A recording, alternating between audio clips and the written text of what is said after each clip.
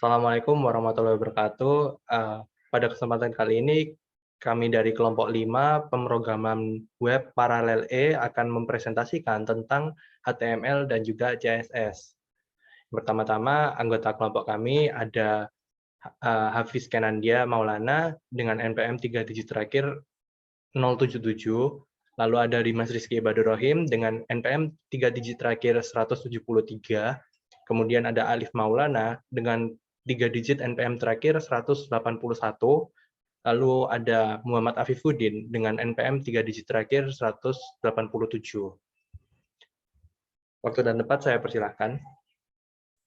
Baik, materi pertama adalah HTML atau Hypertext Markup Language. HTML 101. HTML merupakan sebuah bahasa markup yang ditujukan untuk memberikan konten atau teks, struktur, dan makna semantik.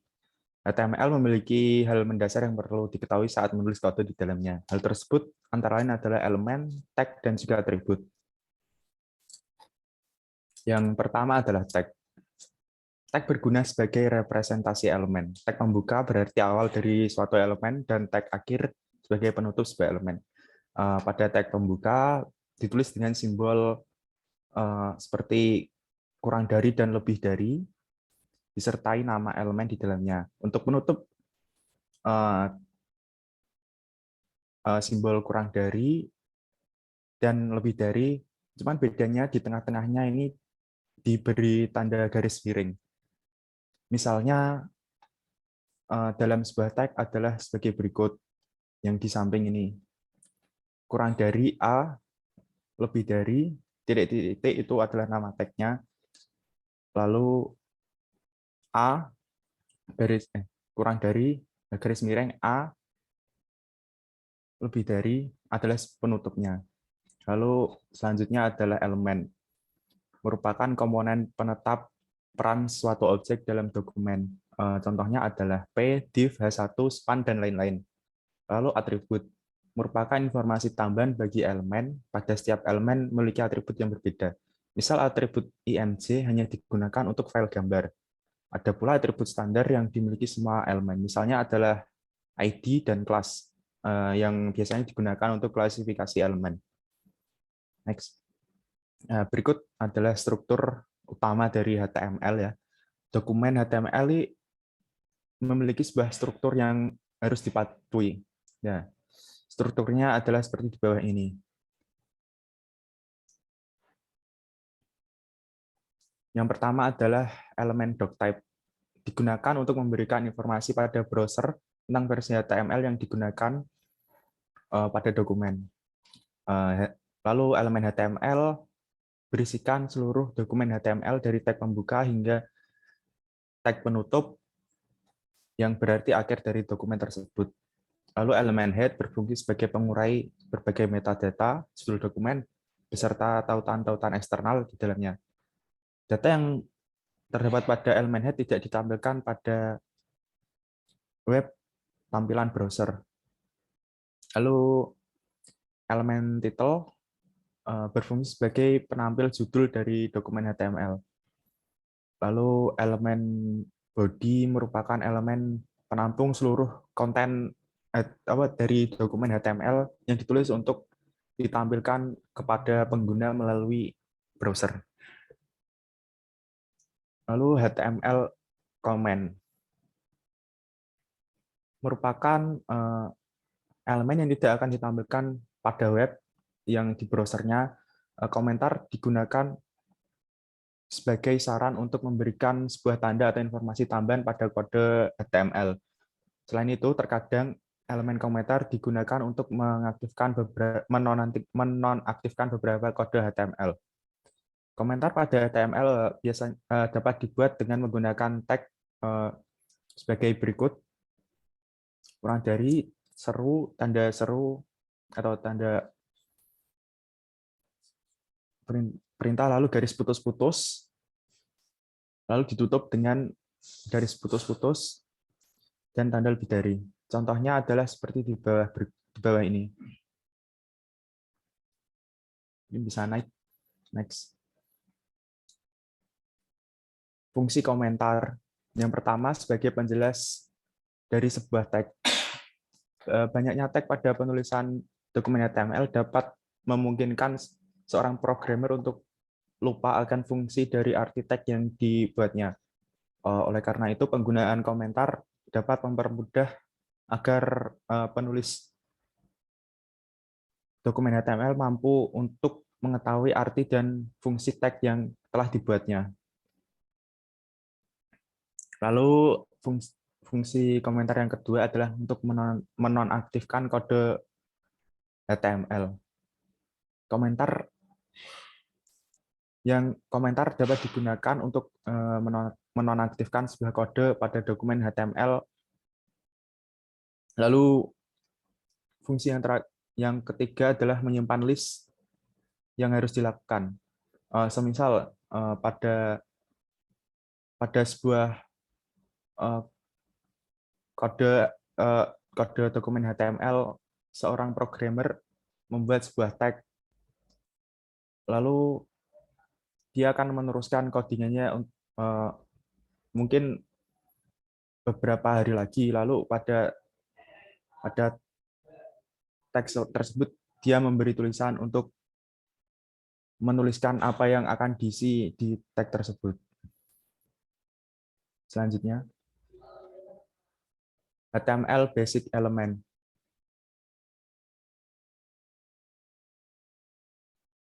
Elemen basic pada HTML. Elemen HTML merupakan susunan dari tag pembuka sampai tag penutup. Elemen HTML didefinisikan oleh tag pembuka, lalu dilanjutkan oleh konten, dan diakhiri oleh tag penutup. Contohnya adalah sebagai berikut. H1 ini adalah satu elemen. Jadi elemen H1 ini merupakan elemen untuk menambah judul. Elemen-elemen dasar pada HTML berada di dalam tag body. Sehingga elemen ini akan ditampilkan di web browser. Elemen-elemen dasar tersebut adalah yang pertama adalah heading, merupakan beberapa kata atau kalimat yang membuat judul atau subjudul dalam suatu dokumen HTML. Heading berbeda dengan title. Sebuah heading atau judul akan tertulis pada tampilan browser, sedangkan title tidak. Pada heading terdapat 6 tingkatan. Salah satu contoh heading adalah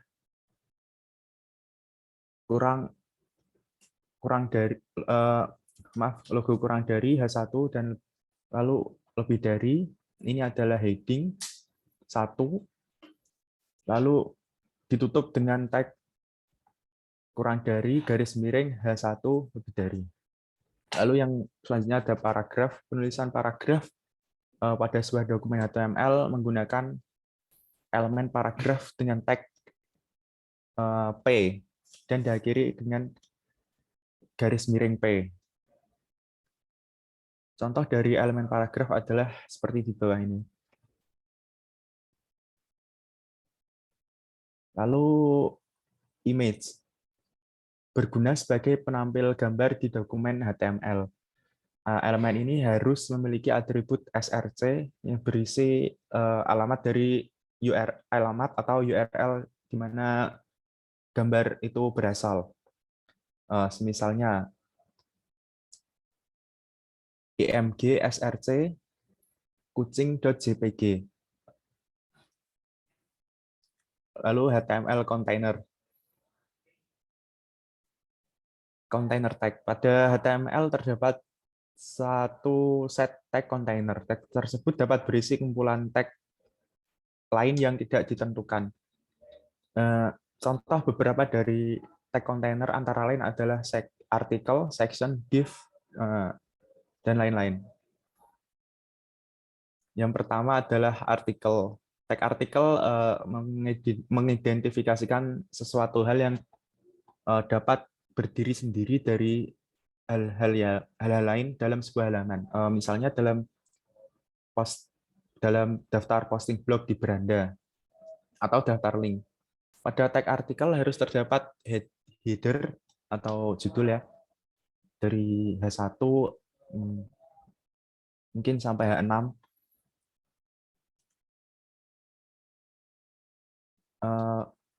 Lalu yang selanjutnya adalah section, mewakili bagian dari dokumen. Pada setiap bagian memiliki tag heading H1 sampai H6. Lalu badan bagian, section berguna untuk memecah artikel panjang menjadi beberapa bagian dan tidak boleh digunakan sebagai penampung generik. Nah, untuk penampung generik lebih disarankan untuk menggunakan div, karena div sering ditambah dengan atribut kelas atau ID di dalamnya untuk memungkinkannya ditata menggunakan CSS. Div digunakan saat dibutuhkan wadah, tetapi tag yang ada tidak cocok.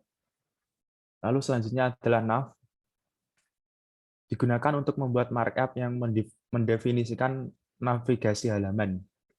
Dalam nav biasanya ditambahkan dengan daftar ul atau OL. Lalu artikel, tag art. Lalu selanjutnya adalah aside. Tag aside samping digunakan untuk menambahkan bagian konten yang terkait dengan konten utama. Misalnya adalah kotak tempat menambahkan kutipan, atau bisa juga sebagai bilah sisi. Selanjutnya adalah footer. Tag footer digunakan untuk menentukan footer artikel atau footer halaman. HTML list. HTML list merupakan fungsi dalam HTML untuk membuat urutan secara berurutan ke bawah. Pada HTML, penggunaan list dapat menggunakan tag li. Terdapat dua tampilan list, yaitu yang pertama order list, berfungsi sebagai penampil daftar list secara berurutan dengan indikasi angka atau huruf. Order list dapat dibuat dengan OL. Lalu selanjutnya adalah unordered list, berfungsi sebagai penampil daftar list, tapi bedanya di unordered list ini tidak memperhatikan urutannya. Dapat dibuat dengan tag UL. Order list dapat dibuat dengan tag kurang dari OL lebih dari. Kemudian di dalamnya dapat diisikan dengan list yang dimasukkan ke dalamnya dengan tag LI atau list item. Next. Untuk order list terdapat beberapa varian list di dalamnya selain angka ya. Semisal adalah untuk urutan A kecil, B kecil, dan seterusnya, lalu A besar, B besar, C besar, lalu untuk I, untuk angka Romawi, lalu I besar, angka Romawi, dan seterusnya. Lalu unordered list merupakan list yang tak terurut menggunakan simbol-simbol pada itemnya. Unordered list dapat dibuat dengan tag UL, dan untuk itemnya dibuat dengan tag LI.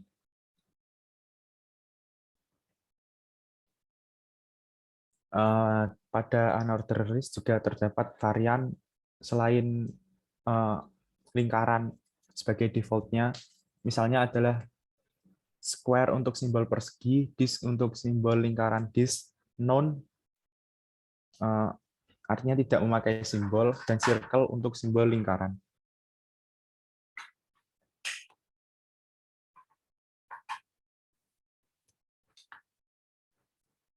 Nah, mungkin selanjutnya untuk HTML atribut akan dijelaskan untuk lebih lanjutnya pada teman saya.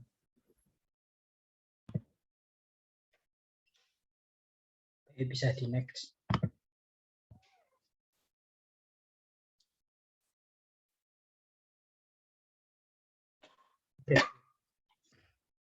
Atribut digunakan untuk mendefinisikan karakteristik elemen HTML dan ditempatkan di dalam tab pembuka elemen.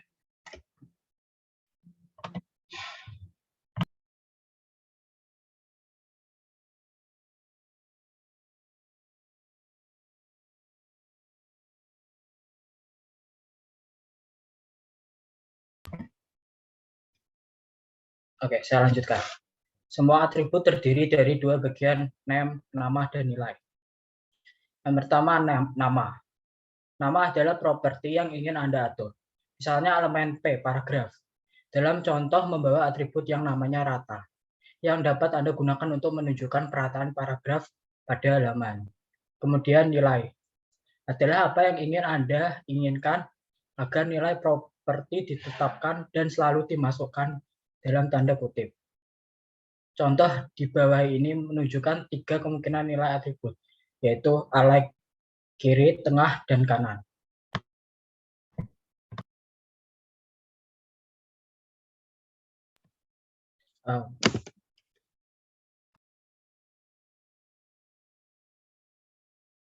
Baik, saya lanjut ya. Contoh atribut. Yang pertama ada atribut ID. Atribut ID membantu Anda menambahkan ID unik untuk elemen yang akan digunakan untuk identifikasi. Bisa dilihat di kode berikut ini, ID sama dengan tanda petik paragraf. ID ini itu nama atributnya ya. Kemudian paragraf itu nilainya atau value-nya. Kemudian yang kedua ada atribut kelas. Atribut kelas membuat hubungan antara elemen dan style sheet, yaitu CSS-nya. Dari contohnya ini, class sama dengan tanda petik title, tanda petik. Class-nya ini nama atributnya, kemudian title-nya itu nilainya atau value-nya. Next. Kemudian yang ketiga ada atribut style. Atribut style memungkinkan Anda memberikan inline styling untuk sebuah elemen. Ini maksudnya seperti memberikan CSS tapi langsung di kode pemrograman HTML-nya. Contohnya seperti berikut ini. Style sama dengan tanda petik background color black, kemudian titik koma color yellow, titik koma font size 36 pixel. Itu maksudnya dia memberikan background yaitu hitam, kemudian warna teksnya kuning dan font size-nya 36 seperti pada CSS pada umumnya. Cuman ini dilakukan melalui atribut style langsung pada HTML. Kemudian yang keempat ada atribut title. Atribut title menambahkan informasi yang terkait dengan elemen. Atribut title yang melayang di atasnya akan menyebabkan tooltip dengan judul yang Anda buat muncul. Contohnya seperti berikut ini, title sama dengan judul. Nah, itu nanti akan muncul value-nya judul di atas tooltip-nya itu. Next. Kemudian atribut alt. Atribut alt mengatur beberapa tag alternatif yang ditunjukkan dalam cache sebuah elemen yang tidak dapat dimuat. Contohnya seperti di tag image ini ya, alt sama dengan cat image. Jadi misalnya kalau gambarnya tidak termuat itu bakal muncul tulisan cat image atau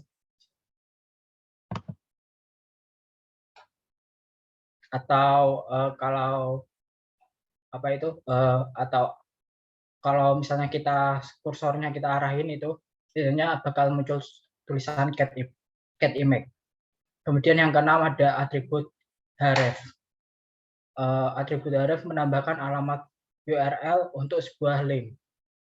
Membuat sebuah hyperlink yang mana bisa membuat Anda ke web page lain. Contohnya seperti di hyperlink ini, href sama dengan tanda petik http www.facebook.com. Nah, itu tampilan yang akan dimuat itu nanti tulisan link Facebooknya itu nanti bisa diklik kemudian menuju ke alamat facebook.com. Next. Ya, yang ketujuh ada atribut width dan height.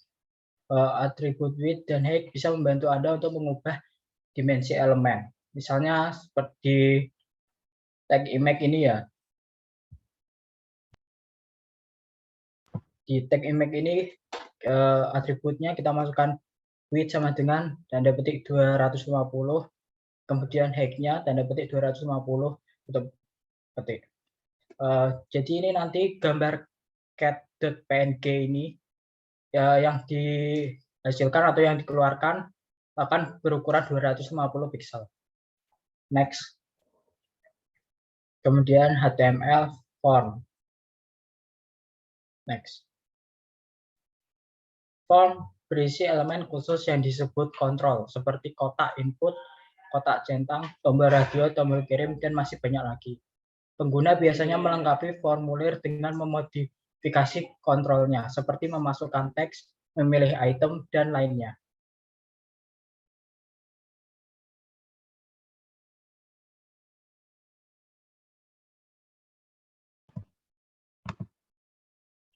Nah, baik, saya lanjutkan.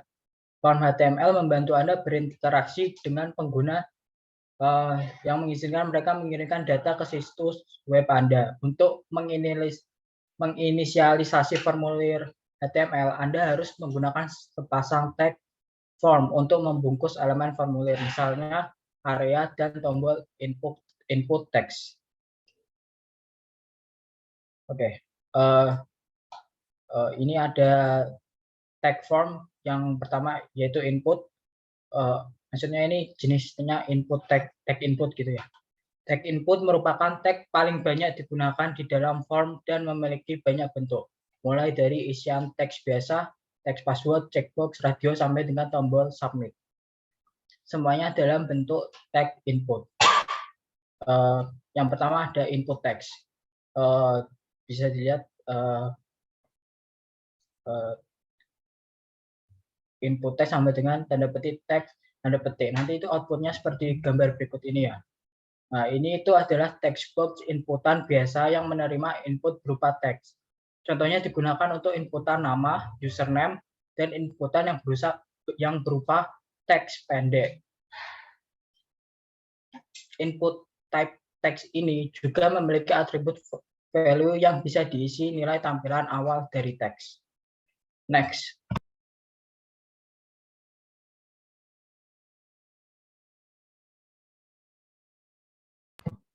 Yang kedua yaitu input password. Untuk sintaknya seperti ini, input type sama dengan tanda petik, password tanda petik. Hasil yang ditunjukkan nanti seperti ini. Jadi dia itu ya seperti password gitu Mbak, bisa dilihat teksnya. Dengan yang bisa lihat cuma ya value-nya itu dalamnya.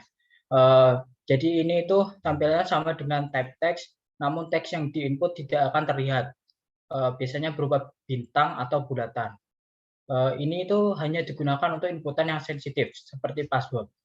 Kemudian input checkbox. Itu seperti input type sama dengan tanda petik checkbox tanda petik.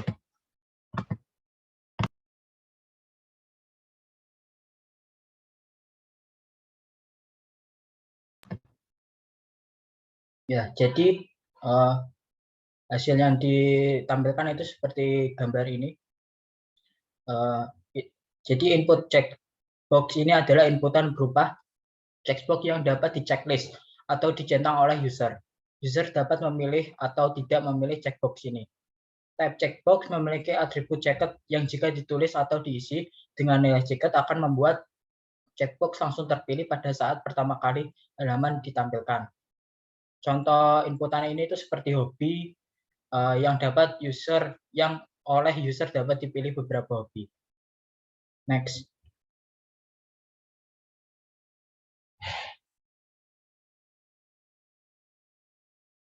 Oke.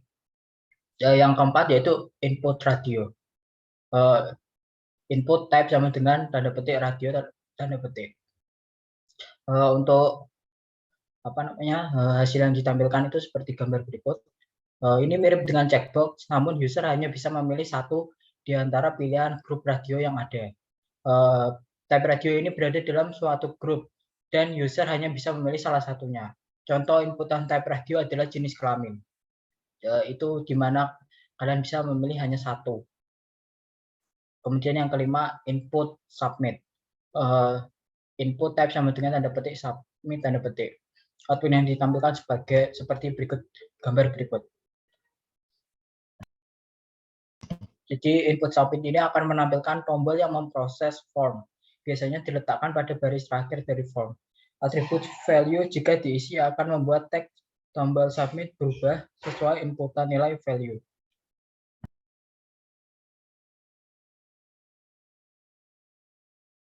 Next. Oke. Selain tag input ada juga tag text area. Tag text area pada dasarnya sama dengan input type text, namun lebih besar dan dapat berisi banyak baris. Panjang dan banyak baris untuk text area diatur melalui atribut row dan calls atau melalui CSS. Contohnya seperti ini, text area row tanda petik 5 tanda petik calls sama dengan tanda petik 20 tanda petik. Outputnya yang dihasilkan seperti gambar berikut.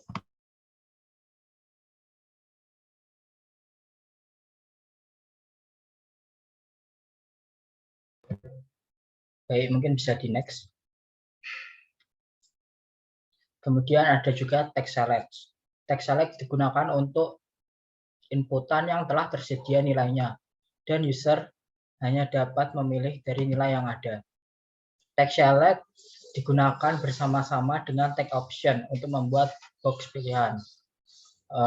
Jadi contohnya seperti berikut ini.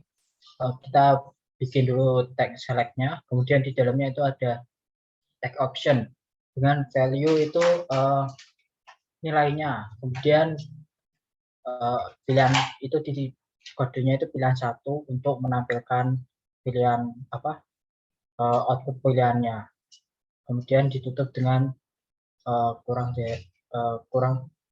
dari garis miring option lebih dari. Bisa dilihat di gambar berikut, dari kodenya itu kan ada 3 pilihan. Nah, optionnya itu maksudnya outputnya itu seperti gambar berikut. Next.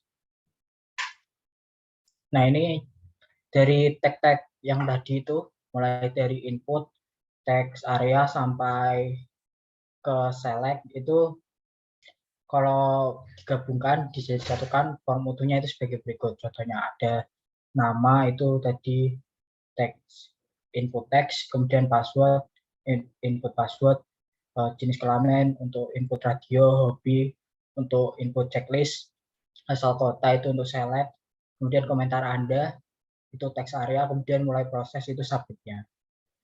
Next. Kemudian HTML table.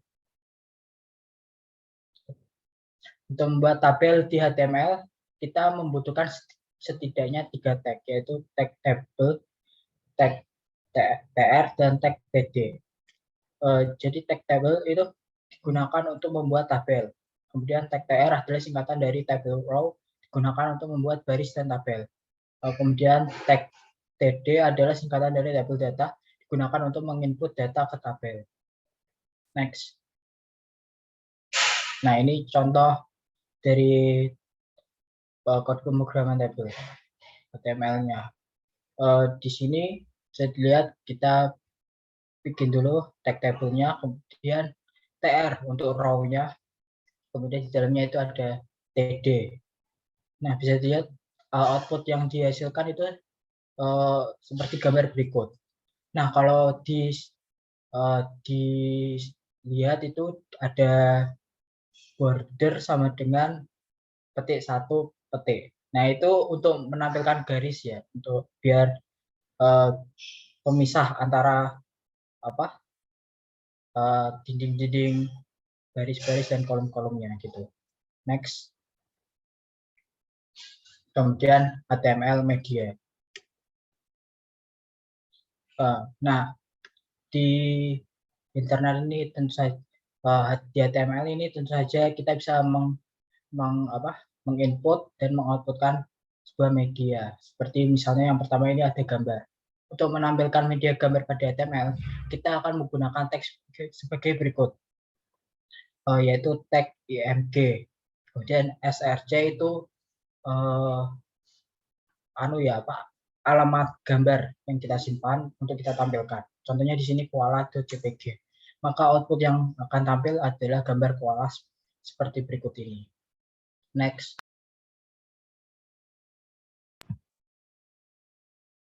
Kemudian media video. Untuk menampilkan media video pada HTML, kita akan menggunakan tag sebagai berikut, yaitu pertama tag video control, kemudian kita masukkan lagi tag source, src sama dengan alamat videonya, kemudian tabnya kita buat video atau webm. Nah, nanti output yang dihasilkan adalah video yang sudah kita pilih, yang sudah kita ketikkan di src-nya itu. Next. Kemudian ada media audio. Ini untuk menampilkan media audio. Kita dapat menggunakan tag sebagai berikut. Hampir sama seperti video, cuma di sini bedanya kita pakai tag audio control. Kemudian source src itu untuk alamat audionya.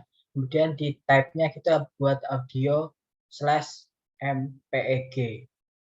Nah, nanti output yang tampil atau yang keluar akan berupa audio seperti gambar berikut.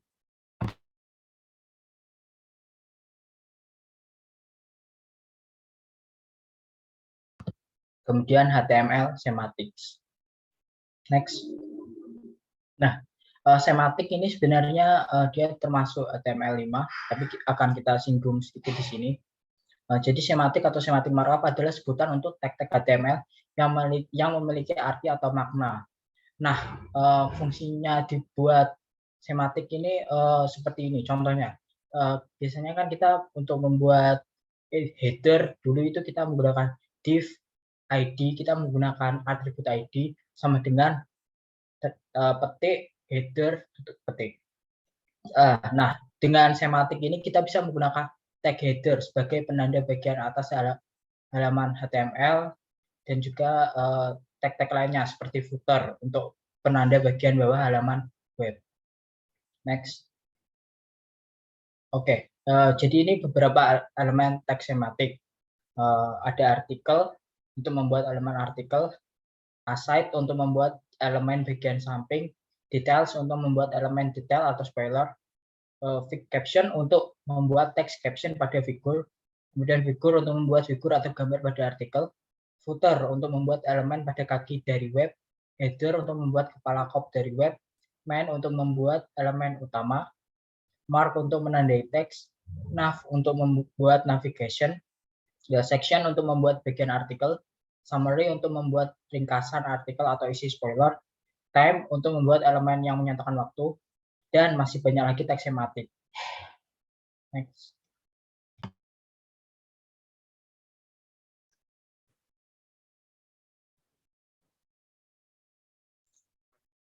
Oke, di sini saya akan melanjutkan presentasi. Kita masuk ke bagian kedua, yaitu CSS, Cascading Style Sheet. Mungkin bisa di next. CSS 101. Langsung, next. Cascading Style Sheet adalah singkatan dari CSS. CSS akan mendeskripsikan bagaimana dokumen HTML akan ditampilkan di pihak user. CSS akan mempermudah pekerjaan developer karena satu file CSS dapat diterapkan pada banyak HTML. Lanjut. Ini untuk sintaksnya dari CSS bisa dilihat sendiri di samping. Lanjut. Lalu ini untuk anatominya. Untuk anatominya bisa dilihat sendiri. Yang pertama yaitu P. P ini nanti berperan sebagai selektor. Lalu untuk yang dilingkari putih ini namanya rules. Jadi aturan-aturan yang akan diterapkan kepada si selektor itu. Nah, di dalam rules itu ada yang namanya declaration. Declaration ini adalah aturannya. Jadi satu aturan itu namanya satu declaration. Nah, di dalam declaration itu ada property dan ada value. Property ini kayak pengaturannya, apa yang mau diatur. Lalu value-nya itu adalah nilai dari yang mau diatur. Oke, next. CSS include within HTML. Jadi kita di sini akan membahas tentang bagaimana cara memasukkan CSS ke dalam HTML. Lanjut. Yang pertama ada external sheet.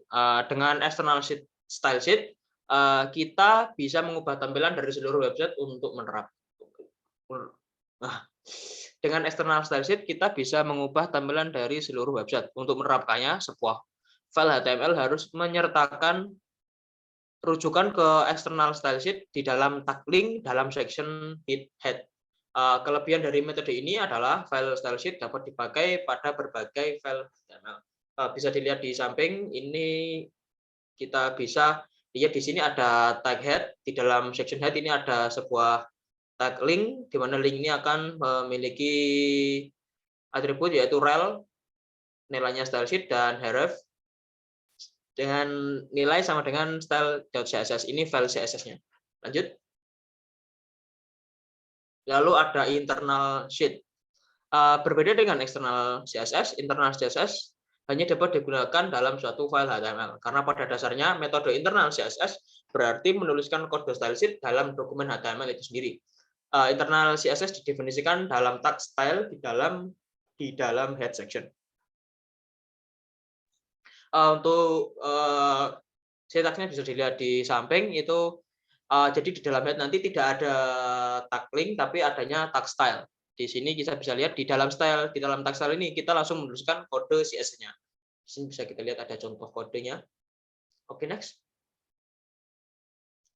Untuk yang ketiga itu ada inline style.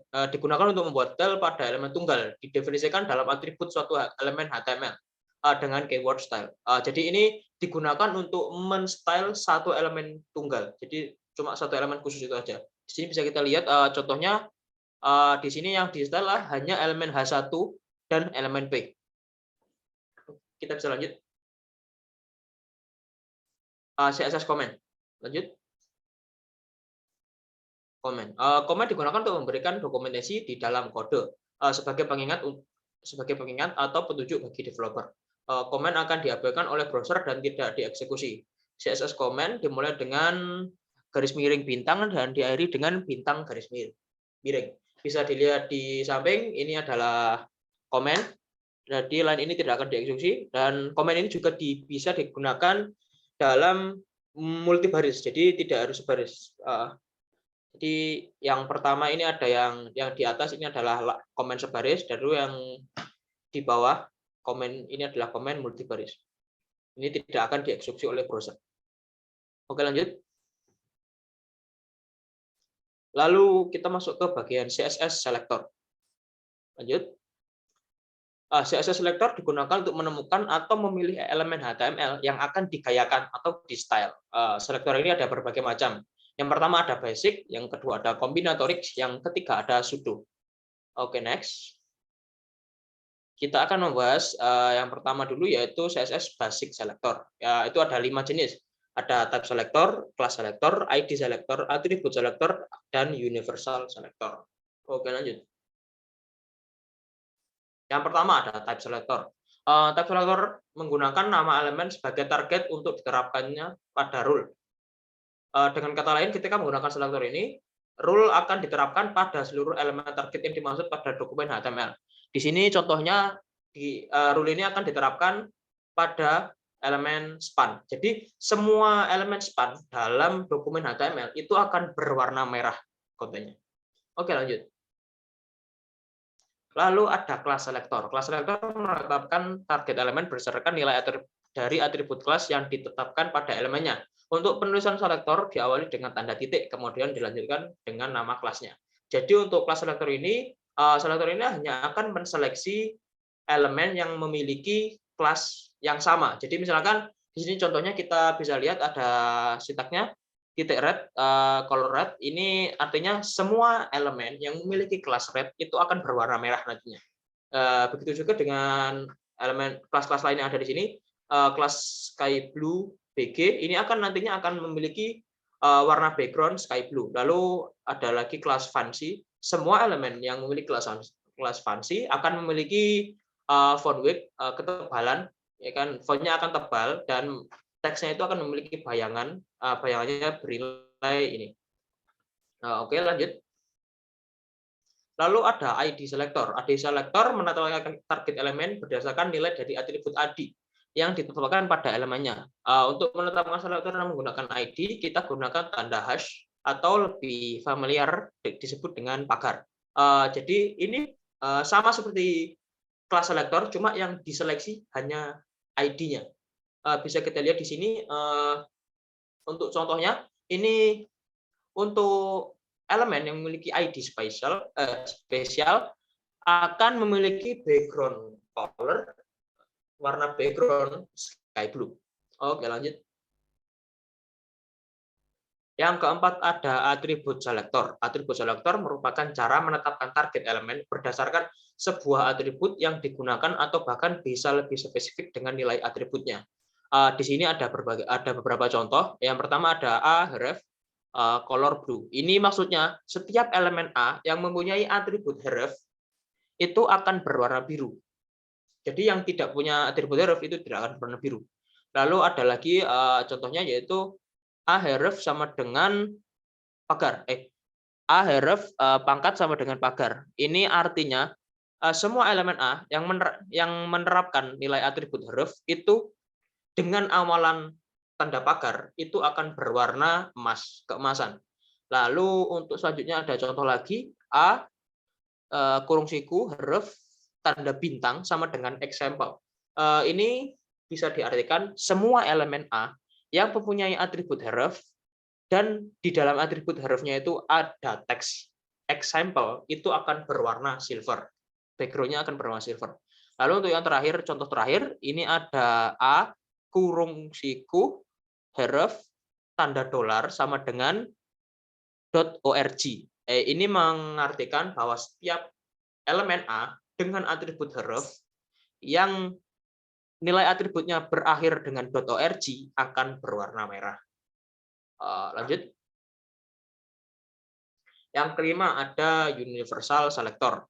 Universal selector ini digunakan untuk diterapkan pada seluruh elemen, ditandai dengan tanda bintang. Jadi ini semua, tidak terbatas elemen. Jadi general, semua akan kena efek dari si universal selector ini. Contoh di sini ada contohnya yaitu tanda bintang, bracket, color green. Jadi semua elemen dalam HTML ini akan berwarna hijau. Gitu. Oke, lanjut. Lalu ada CSS Combinatorics. Ini adalah salah satu jenis selektor. Yang pertama itu ada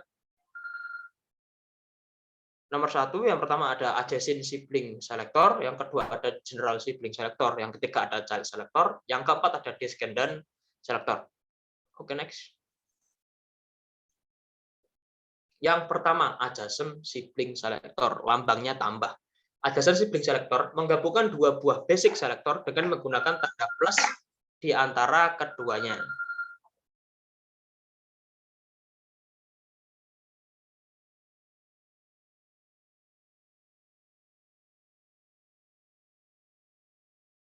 Oke, maaf, saya lanjutkan.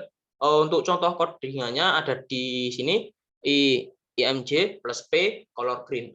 Di sini mengartikan adjacent selector terdiri dari buah target. Kita bisa lihat ada dua buah target di sini, IMG dan P. Namun hanya elemen kedua. Jadi hanya P yang akan menerapkan rule selama elemen tersebut diteruskan langsung setelah elemen pertama.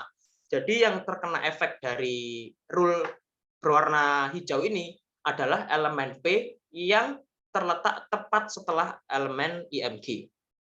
Jadi elemen P yang lain yang tidak terletak setelah elemen IMG itu tidak terkena rule.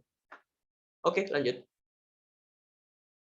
Yang kedua, ada general sibling selector. Tandanya ini. Tandanya ombak. Mirip seperti adjacent sibling selector, namun rules akan diterapkan pada seluruh elemen kedua yang berada setelah elemen pertama. Dengan catatan induknya sama, walaupun posisi dari elemen kedua tidak berada tepat setelahnya. Ini adalah contoh codingannya, yaitu IMG ombak P dengan rule berwarna hijau. Rule di samping akan diterapkan pada elemen paragraf, elemen P yang berada setelah elemen IMG. Jadi rule berwarna hijau ini akan mengefek kepada semua elemen P yang terletak setelah IMG. Jadi yang adjacent sibling selector tadi kan cuma terletak setelah, jadi tepat setelah. Kalau ini benar-benar setelah, jadi semua elemen P di setelah elemen IMG. Oke, lanjut. Yang ketiga ada child selector. Child selector menggabungkan dua buah basic selector dengan menggunakan tanda greater than atau lebih dari di antara basic selectornya.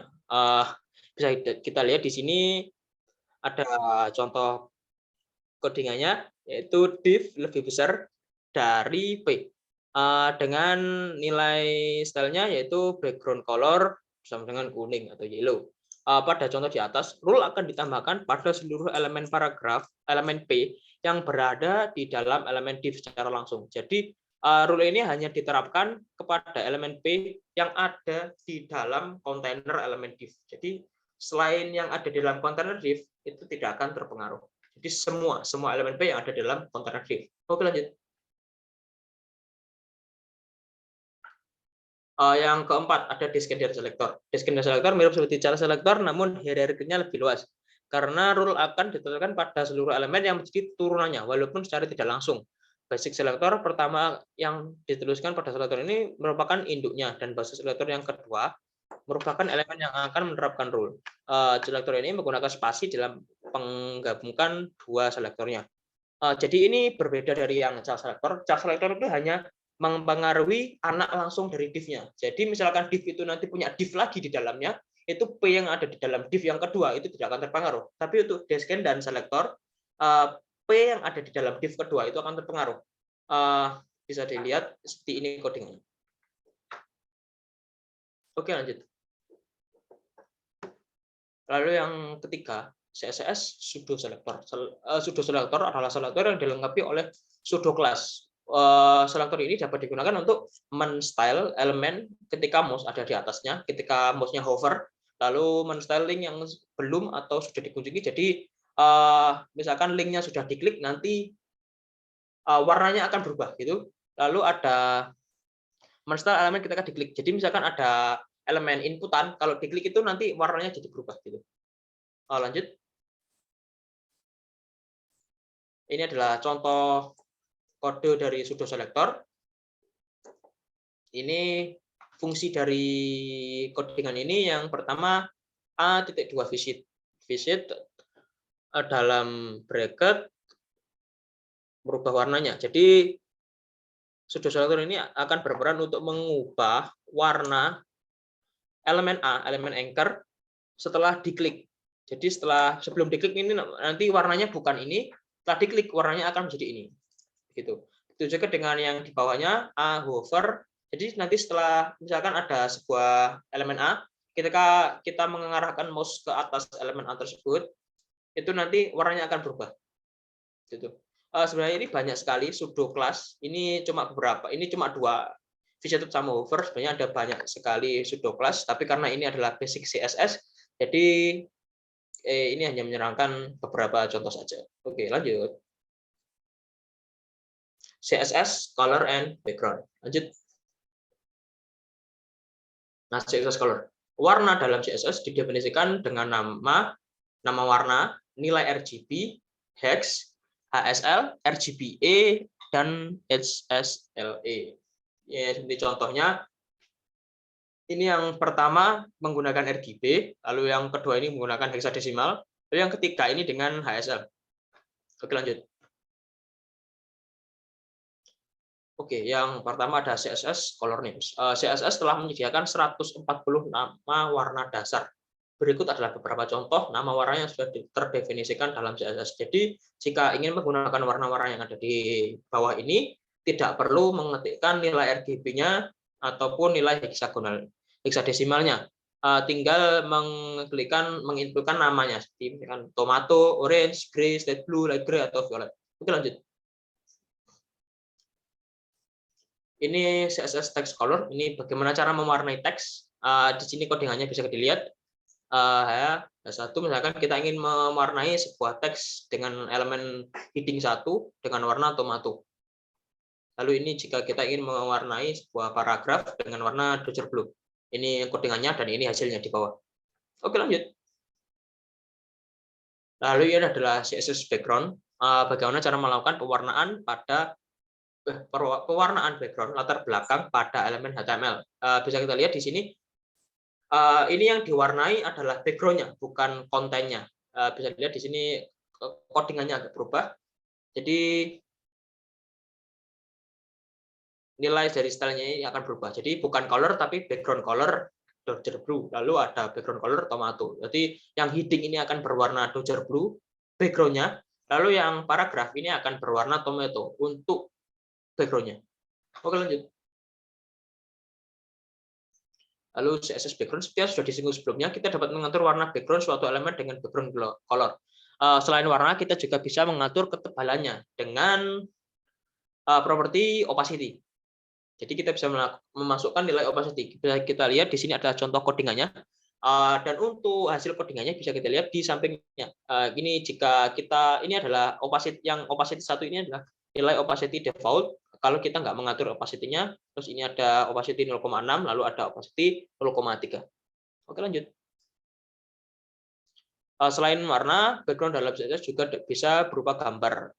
Untuk menggunakannya, kita bisa mengkodingkan seperti ini, yaitu div menggunakan keyword background image. Lalu kita setelah background image, value-nya itu kita isi dengan URL dari gambar yang ingin kita pakai sebagai background.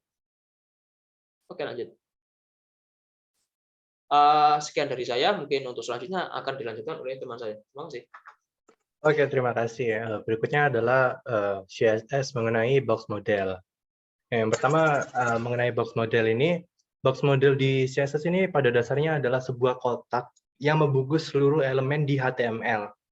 Nah, di bagian box model ini ada beberapa macam. Ya, beberapa contohnya ini adalah sini ada margin, border, padding, dan juga content. Nah, di samping-sampingnya margin itu ada kayak tulisan left, top, right, and bottom. Lalu di sampingnya content itu ada height dan juga width. Width itu untuk lebar, height-nya itu untuk tingginya. Dan nanti kita bisa atur sesuai selera lah hitungannya yang cocoknya kayak gimana gitu.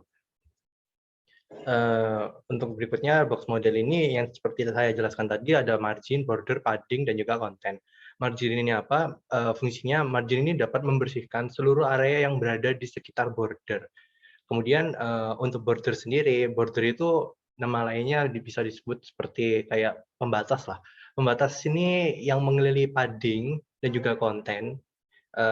Kemudian di bagian padding membersihkan seluruh area yang berada di sekitar konten. Jadi kayak misalnya margin tadi itu mengelilingi border, nah sementara padding ini mengelilingi konten. Nah di konten ini tepatnya kayak di mana tempatnya gambar dan juga teks itu berada gitu. Pokoknya kalau misalnya ngatur margin sama padding itu pasti di tengah-tengahnya itu adalah konten namanya. Entah mau diisi apa aja bebas, terserah yang sesuai dengan yang di HTML lah pokoknya. Berikutnya ada CSS font styling.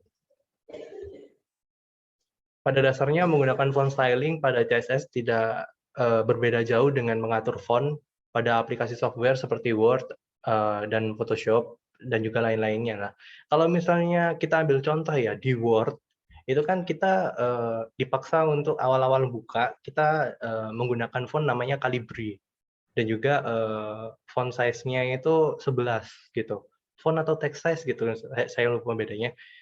Itu ukurannya 11. Tapi kalau misalnya di Times New di HTML itu di websitenya itu kita default-nya menggunakan Times New Roman.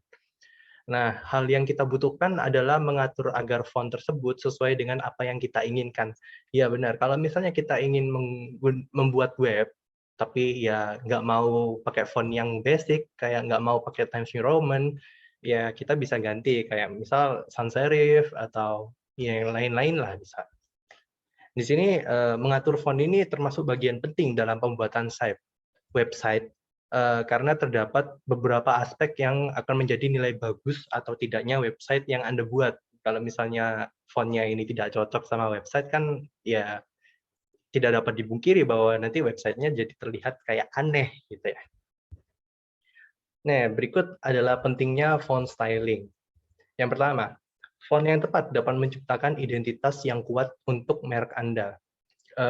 Ini emang udah benar kalau misalnya font-nya mau dikasih warna, itu kalau warna itu untuk teks sih kalau nggak salah. Tapi kalau misalnya font, misal kayak Shopee gitu kan udah kelihatan lah identitas mereka yang warnanya orange gitu kan, itu menandakan kayak murah gitu loh, cheap. Rata-rata di Shopee itu ya murah-murah semua, gimana lagi. Lalu memilih font yang tepat memiliki dampak besar pada bagaimana pembaca mengalami situs web. Kayak experience dari yang mencoba web Anda itu misal ya, saya balikin ke Shopee tadi. Kalau misalnya semua barang-barang yang font yang ada di Shopee itu dalam bentuk kayak bold gitu, kan jadinya kayak aneh juga ya untuk dilihat gitu. Karena semuanya dalam bentuk bold, padahal nggak semuanya harus menggunakan pakai bold gitu. Lalu yang ketiga adalah menggunakan font yang mudah dibaca adalah hal yang penting ya, sesuai dengan tadi. Font menambah nilai pada teks Anda dan juga penting juga untuk memilih warna dan ukuran teks yang benar untuk font. Nah, itu tadi sesuai yang aku bilangin tadi tentang Shopee tadi ya, karena warnanya orange sudah ada ciri khasnya lah. Kalau orange itu rata-rata ya murah-murah isinya. Nah, berikut contoh dari font styling. Yang pertama adalah font family. Seandainya kita merasa bahwa font standar kurang cocok dengan website kita, ya contohnya di Times New Roman, kita dapat mengubah font menggunakan font family. Di CSS kita menggunakan font family, -2 sans serif. Kemudian ada font size. Di sini itu kita untuk mengatur size-nya dari font tersebut, kita menggunakan font size, misal tidak cocok sama antara kebesaran atau ya kurang besar gitu kan, bisa diatur pakai font size. Misalnya pakai font size dengan ukuran 40 pixel. Lalu ada font weight. Ini kita misal kita merasa kalau misalnya font yang standar itu terlalu tebal atau kurang tebal gitu kan, kita bisa mengatur-ngaturnya dengan menggunakan font weight. Contohnya font weight lighter. Jadi kalau misalnya lighter ini membuat fontnya itu jadi agak kurang tebel gitulah. Dengan dia pokoknya dengan standarnya CSS gitu. Saya lupa berapa standar lighternya CSS, tapi ya setidaknya yang dicari kan kurang tebal aja gitu. Kemudian untuk CSS text styling, CSS ini mengklasifikasikan antara font dan teks secara berbeda, tapi keduanya ini tetap memiliki hubungan satu sama lain gitu. Contoh mudah untuk membedakan keduanya adalah di mana font merupakan desain dari karakter teks seperti Times New Roman, sedangkan teks merupakan support system terhadap teks tersebut dalam segi warna, penyesuaian posisi, dan juga sebagainya. Contoh dari text styling, yang pertama text color. Text color ini digunakan untuk mengatur warna teks. Contohnya ya color gitu kan, menggunakan B3330 gitu. Tapi ini kita juga bisa mengatur background color seperti yang tadi dijelaskan oleh teman saya. Ya kalau misalnya pakai background color, otomatis background dari colornya teks itu, teksnya itu akan ada backgroundnya gitu dengan warna yang sesuai Anda inginkan. Kemudian untuk yang kedua ada text align. Text align ini digunakan untuk mengatur posisi teks. Jadi kalau misalnya kalian pernah mencoba Microsoft Word, pasti kan pengen membuat judul itu ada di tengah gitu. Nah di sini kita bisa mengatur posisi teksnya itu dengan text align center. Nah di sini kalau misalnya mau membuat teksnya ini menjadi vertikal, kalau misalnya horizontal kan sudah ya default lah. Ini kita bisa pakai vertical align yang menjadikan teksnya itu mengarah ke vertikal lah itu kan ya. Vertical align T2 text bottom atau yang lainnya itu kan hanya contoh aja text bottom. Kemudian berikutnya adalah text decoration. Text decoration digunakan untuk menambah dekorasi ke dalam teks. Misal text decoration line underline, kemudian text decoration style double. Tapi biasanya saya tidak menggunakan text decoration sih untuk awal-awal kayak gini ya. Jadi text decoration-nya saya nonin aja gitu. Kemudian untuk text transform ini digunakan untuk menentukan besar kecilnya teks. Hitungannya kayak ya uppercase, lowercase gitu ya. Kalau misalnya uppercase berarti semua dari teksnya itu besar lah hitungannya kayak kapital gitu. Tapi kalau text transfer capitalize itu saya belum nyoba sih. Kalau spekulasi saya mungkin awal-awalnya saja yang kapital. Kemudian untuk text spacing ini digunakan untuk mengatur jarak teks. Jadi kalau misalnya antara teks itu kan ada kayak jarak-jaraknya gitu. Itu kita bisa atur menggunakan letter spacing. Semisal contohnya pakai 5 pixel. Kemudian untuk word itu per kata. Jadi untuk word spacing, semisal jarak contohnya ini 10 pixel ya hitungannya kayak jauh gitu. Lalu ada text shadow. Text shadow ini digunakan untuk memberikan bayangan terhadap teks. Ya, kalau misalnya ingin membuat teksnya itu lebih unik atau kayak estetik lah hitungannya, itu kita bisa menggunakan text shadow. Dengan contoh misal text shadow 0, 2 pixel, 0, FFFFF itu kalau nggak salah seingat saya white sih, gambar putih gitu, warna putih. Kemudian CSS Flex.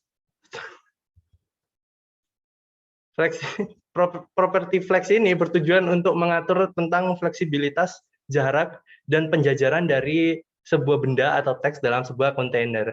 Nah ini kalau misalnya saya bilang penjajaran itu, maksudnya align gitu loh. Nah ini berikut ada kayak gambarnya. Di dalam kotak ini ada yang namanya flex container. Nah yang dimaksud kayak tadi saya bilang itu ada benda itu kan maksudnya di flex item. Nah di dalamnya flex item itu misalnya ada 3 flex item. Sesuai dengan yang saya jelaskan dari sebuah benda atau teks dalam sebuah kontainer. Flex container itu yang kotak itu gede itu. Kemudian kita bisa mengatur tentang flex ini dengan main axis, dengan cross axis, main size dan cross size. Penggunaan flex dapat digunakan menjadi beberapa macam seperti menggunakan display flex, flex grow, flex basis, flex ring. Dan sebenarnya masih banyak lagi ya, tapi kan kita menggunakan dasarnya terlebih dahulu aja untuk awal-awal ini. Nah, ini berikut adalah sumber-sumber yang kita dapatkan.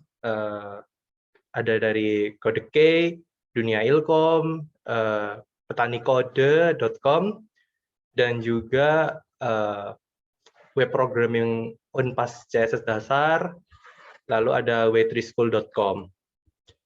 Mungkin sekian dari presentasi kelompok 5.